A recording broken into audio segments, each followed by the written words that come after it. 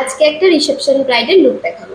প্রথমে ফেসটাকে ভালো করে ক্লিন করে নেবো, তারপরে আইব্রো, তারপরে আই মেকআপ স্টার্ট করবো। আইব্রো করার পর কনসিলিং করে নেবো, কনসিলিং করে আই মেকআপের বেসটা তৈরি করে নেবো। তারপর আমি আজকে করবো smoky eye makeup. Smoky I মেকআপের বেসটা তৈরি করে নেবো হচ্ছে গিয়ে আইব্রো জেলে ব্ল্যাক কালারটা দিয়ে। তারপরে আমরা বেসটা করার পর বাকি হালকা কালার দিয়ে ব্লেন্ড করে কমপ্লিট করে বেস করব, ফেসের বেসটা করব, মানে ফাউন্ডেশন বসাবো।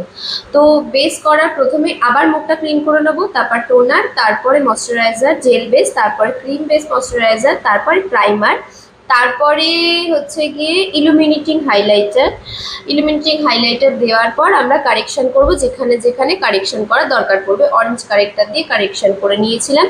করে নেওয়ার পর বেস বসিয়েছিলাম। বেস কালার কিভাবে চেক করব সেটাকে দেখাচ্ছিলাম স্টুডেন্টদেরকে। বেস